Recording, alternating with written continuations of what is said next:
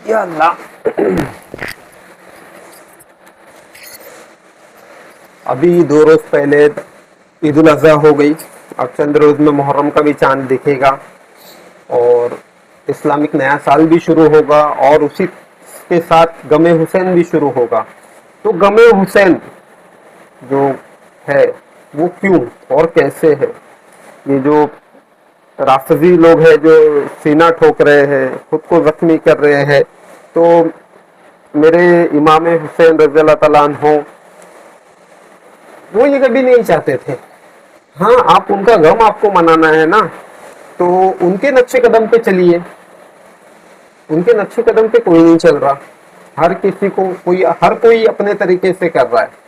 اور اس میں کیسا ہے کہ جو بڑے بڑے اسکالرس بیٹھے ہیں، ہر کوئی اپنی روٹی سیکھنے پہ تلا ہے. سب سے پہلی چیز، ہر کسی کو اپنی روٹی سیکھنا ہے، باقی کچھ کرنا ہی نہیں ہے. ابھی بچپن سے آپ لوگوں نے سنا ہوگا کہ امام حسین رضی اللہ تعالیٰ عنہ مدینہ سے مکہ تشریف لائے، پھر آپ مکہ سے کربلا تشریف لے گئے. تو ٹھیک ہے، پر کیسا مدینے سے آپ نے ہجرت کی، اور ہجرت کے سبب مطلب جو ہجرت کی وجہ میرے نبی نے بتائی تھی کہ ہجرت کب کرنی ہے، کہ جب ہمارے دین پر، ہماری اولاد پر، ہمارے مال و زر پر یا ہماری جان پر خطرہ بن جائے. جس جگہ پہ، جس مقام پہ آپ رہ رہے اس مقام پر اگر وہاں کے آس پاس کے جو لوگ ہیں آپ پر ظلم کرنے لگے تو وہاں سے ہجرت کرنے کی اجازت رب نے دی تھی. تو میرے نبی نے تو دکھا دیا. تو حضرت امام حسین رضی اللہ تعالیٰ عنہ مدینے سے آپ مکہ ہجرت کر کے کیوں گئے؟ وہاں پہ تو مسلمان ہی تھے سب، وہاں پہ تو کوئی کوفی نہیں تھا نا کوئی کوفی.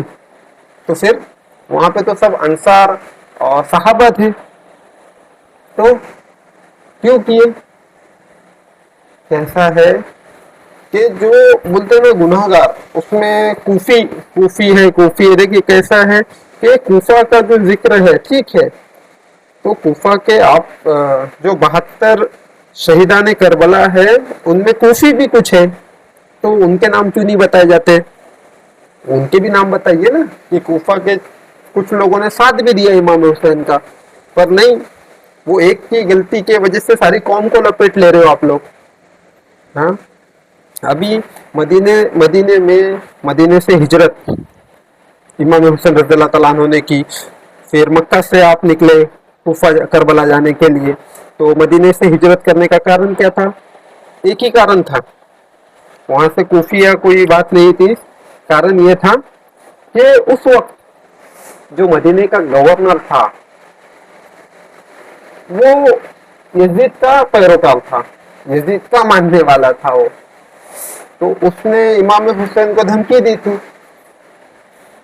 تو حضرت عبداللہ بن عمر رضی اللہ تعالیٰ عنہ انہوں نے آپ کو کہا تھا. اور حضرت عبداللہ بن عمر جو تھے وہ امام حسین رضی اللہ تعالیٰ عنہ کے اچھے دوست بھی تھے، اچھے صلاح کار بھی تھے. پر کیا ہے کہ آج امت کو نا انہی کے باپ دادا کو آپس میں لڑا کے بس بھٹکایا جا رہا ہے. جیسے کچھ ہے شیعہ حضرات ہیں، وہ کہتے ہیں کہ حضرت ابو بکر، حضرت عمر، حضرت عثمان، ان 3 خلیفاؤں کے دور میں حضرت علی پہ ظلم ہوا. تو بھائی میں ایک بات کہوں گا کہ علی نے نا جتنی جنگ جتوائی اتنی جنگ جتوانے کی طاقت نہ ابو بکر میں تھی، نہ عمر میں، نہ عثمان میں. تو معاذ اللہ علی کی تلوار کو جنگ تو نہیں لگی تھی نا ان 25 برس میں. اس وقت بھی چل سکتی تھی، کیوں نہیں چلی؟ کیونکہ ایسا کچھ ہوا ہی نہیں. یہ تم لوگوں نے کے ذہن میں نا ان بیوقوف جو جاہل بیٹھے ہوئے انہوں نے ڈالا ہوا ہے. اور میں شیعہ حضرات جو ہے شیعہ حضرات ان سے بھی کہنا چاہوں گا کہ آپ لوگ جس بات پہ بحث کر رہے ہو، باغ فدرت کا مسئلہ یا کیا بولتے بالفضل پہلے خلیفہ حضرت علی، تو بھائی پہلی چیز دیکھو، جو دنیا کے نظریے سے خلافت ہے وہ حضرت ابو بکر پہلے ہے، حضرت उमर दूसरे और हजरत उस्मान तीसरे और हजरत अली चौथे, दुनिया के नजरिए से। लेकिन वहीं पे आप अगर दावत जुल अशीरा के बात पे गौर करो कि जिस वक्त कोई मुसलमान था ही नहीं, सबसे पहला मुसलमान अगर कोई था तो उस वक्त मेरे नबी खुद थे, और मेरे नबी के बाद औरतों में बीबी अम्मा खतीजा अलैहिस्सलाम ये थे, और बच्चों में हजरत अली रज़ियल्लाहु तआला अन्हु थे।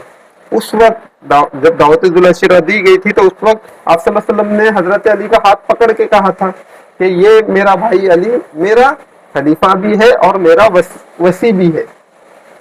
तो भाई खिलाफत उसी वक्त मिल गई। दूसरी चीज कि जो बाकी मसला है कि जहाँ तक के कहते हैं ना वो खिलाफत के पहला खलीफा दूसरा खलीफा या नबी के बाद अफजल हजरत अबू बकर सिद्दीक रज़ियल्लाहु तआला अन्हु है। देखिए कैसा है, नबी के बाद अफजल अगर कोई है तो वो खुद इमाम अली मकाम हजरत अली रज़ियल्लाहु तआला अन्हु ही है। क्यों? क्योंकि जब आप सल्लल्लाहु अलैहि वसल्लम अपनी जिंदगी का वो आखिरी हज जब मेरे नबी हज करके लौटे तो आप गदीर खुम के अंदर उन्होंने पालानों का मिंबर बनवाकर उस पर खड़े होकर कहा कि ऐ मेरी उम्मत, मैं तुम लोगों के बीच में अल्लाह की रस्सी छोड़े जा रहा हूं। और वो रस्सी में क्या है पता है आप लोगों को? एक तरफ मेरे नबी ने कुरान उठा के दिखाया कि ये कुरान अल्लाह की रस्सी है और मेरी अहले बैत, तुम इन दोनों को पकड़ोगे। ये बात याद रखना कि तुम इन दोनों को जब पकड़ोगे तो तुम्हारी आखिरत पार हो जाएगी। तो उस वक्त आप सल्लल्लाहु अलैहि वसल्लम ने हजरत अली रज़ियल्लाहु तआला अन्हु का हाथ उठाकर बुलंद करके दिखाया कि मन कुन तो मौला, मैं जिसका मौला अली उसका मौला। तो बेवकूफो, तुम क्यों नहीं समझ रहे हो?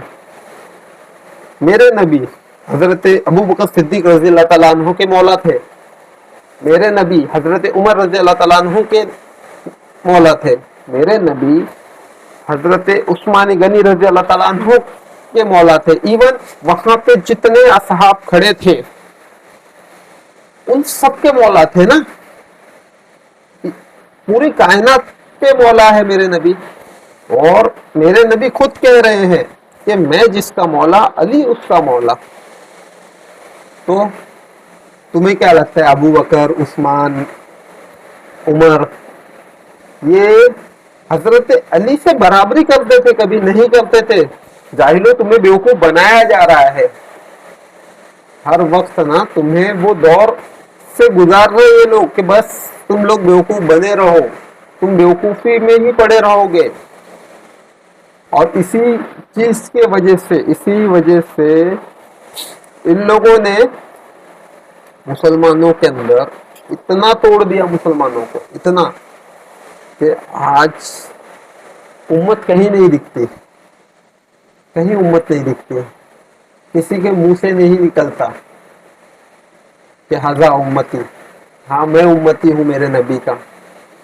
आप किसी को पूछोगे कौन हो, बोलेगा मुसलमान। मुसलमान में क्या है? कोई कहता है मैं सुन्नी, मैं शिया, मैं 24, मैं अहले हदीस, मैं देवबंदी, क्या है बरेलवी, हाँ। और यही जो है बैठे सब सारे। इन लोगों से एक बात पूछनी है मुझे कि बार बार एक चीज कहते हैं हदीस नबूई, सारी हदीसों के बारे में बात करते बार बार। तो गदीर के अंदर मेरे नबी ने हदीस नहीं दिखाई थी, मेरे नबी ने अपनी आल और अल्लाह का कुरान दिखाया था।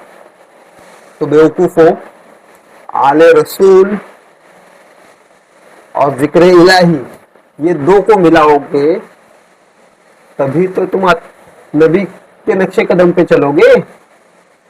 बस हदीसों में खोए हो ये हदीस लाओ, वो हदीस दिखाओ, हमको ये हदीस से साबित करो, जो चीज मेरे नबी के 150 साल बाद लिखी गई, ताबईन तबे ताबईन के रिवायतों से लिखी गई है चीजें, उन चीजों की अहमियत कुरान और अहले बैत से बढ़कर कैसी हो गई? क्योंकि उनका जिक्र मेरे नबी ने नहीं किया है, हदीसों का जिक्र तो मेरे नबी ने की नहीं, तो फिर तुम लोगों को क्यों नहीं समझ में आ रहा है?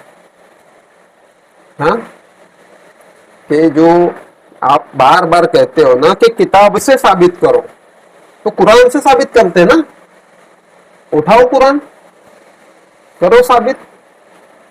आज भी मेरे नबी की आल जिंदा है, बहुत बहुत जगह है, आले रसूल है आज भी, उनसे पूछो ना।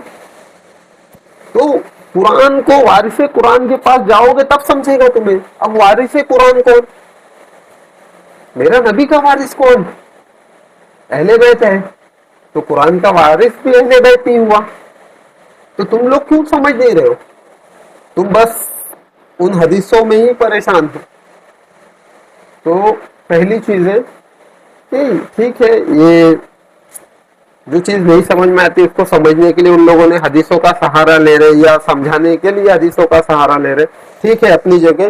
कि कुछ बातें ऐसी होती है कि जज्बातों में की जाती है, तो जज्बात में इंसान वो चीज कर भी लेता है, तो हदीस उसी तरीके से। पर आप अगर कहोगे ना कि कुरान की बातों को, अगर हदीस कहीं कट हो रही है, वहां पर हदीस की कुछ बातें कुरान की बातों को नहीं मान रही है, तो आप उस आयत को उस तरीके से मत समझिए जिस तरीके से हदीस समझा रहे उस तरीके से। तो ऐसा नहीं है भाई, क्योंकि मेरे नबी ने पूरी उम्र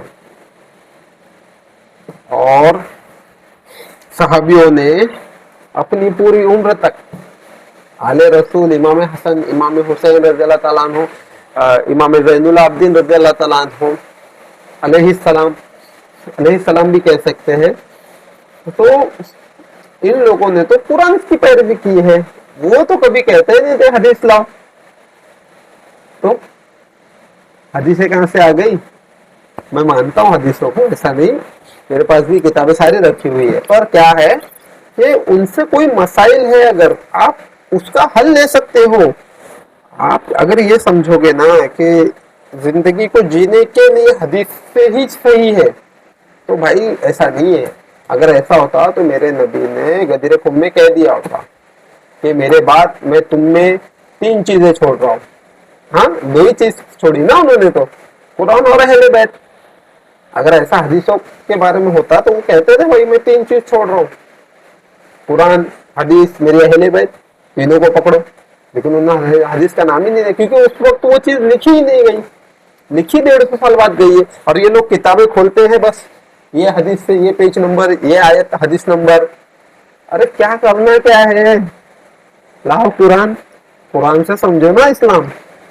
नहीं समझ में आ रहा है, क्यों समझ में नहीं आ रहा है? क्योंकि तुम लोगों के जहनों के अंदर ना वो आले उमैया ने जो जहर घोला था उस वक्त, वो अभी तक के बह रहा है। तो पहले तो ना उम्मती बनने की कोशिश करो और आलिम बनने की कोशिश करो, इल्म सीखो, जितना हो सके उतना इल्म सीखो। आप इल्म सीखोगे इंशाल्लाह आपका जहन खुलेगा, आपको वो चीजें समझेगी कि हदीसें जो है वो मसले और मसाइलों के लिए ठीक है। आप अगर उसको ये सोचो कि इस्लाम की जड़ें है हदीसों से, तो नहीं, जड़ नहीं है वो वाकयात है। मेरे नबी ने जो अमल किए थे उस चीज को लिखा हुआ। लेकिन अब उसमें भी ऐसा मसला है कि अभी आप देखिए देवबंदी है, उनके नमाज का जो तरीका है नियत बांधने के, क़याम में खड़े होने का, वो अलग है। अहले हदीस है उनका अलग है, बरेलवी है उनका अलग है, शिया हजरत है उनका अलग है। तो क्यों अलग है भाई? हर चीज तो भाई लिखी हुई है ना कैसा है, तो फिर अलग क्यों है?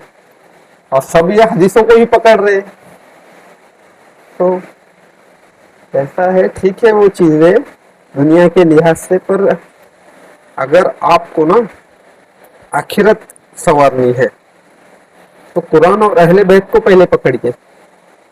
ये मजबूत, वो ऐसी रस्सी है जिसको तुमने मजबूती से पकड़ लिया इंशाअल्लाह आखिरत में सरफराज होंगे आप, और मेरी गारंटी है वो।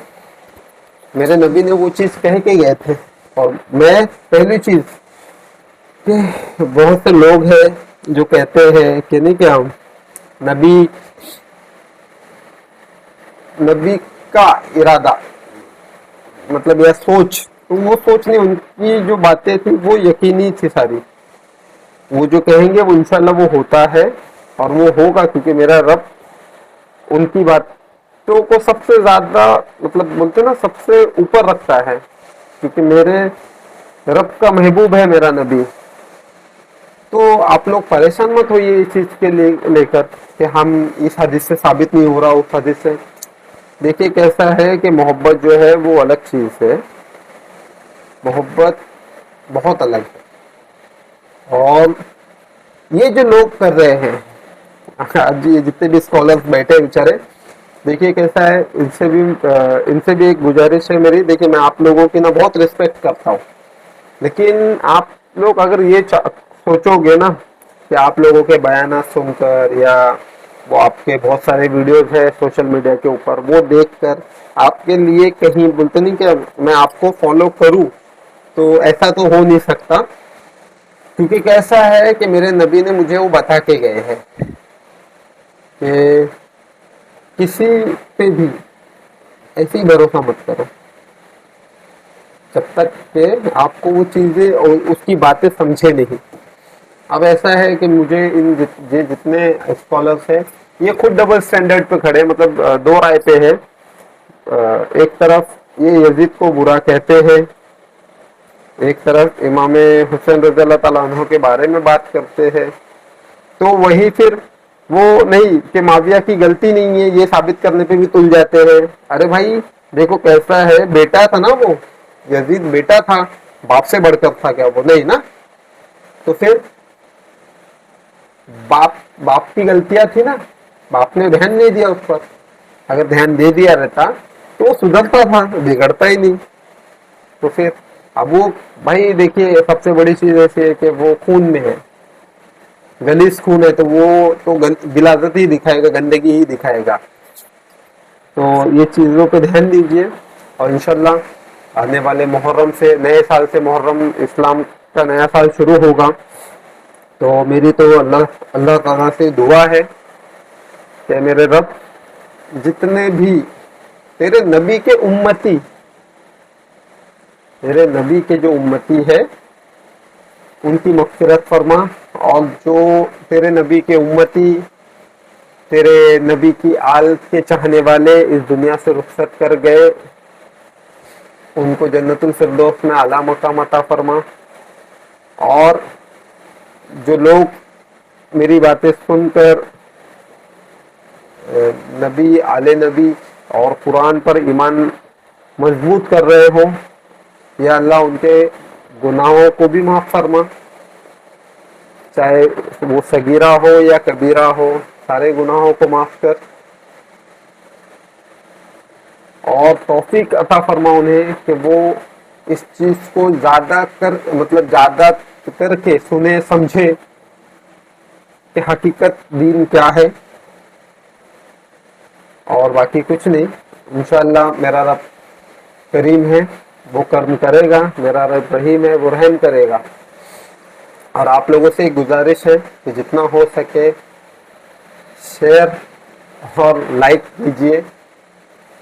मुझे बाकी किसी चीज़ से मतलब नहीं है, पर जितना हो सके शेयर और लाइक कीजिए, क्योंकि आप शेयर करोगे तो ये बातें बाकियों तक के भी पहुंचेगी और इंशाल्लाह उनके जहनों में भी जो वो जहर आले उमैया का घोला हुआ बह रहा है वो साफ होते जाएगा। तो कोशिश करें और सदका जारिया समझकर इसे जितना हो सके शेयर करें।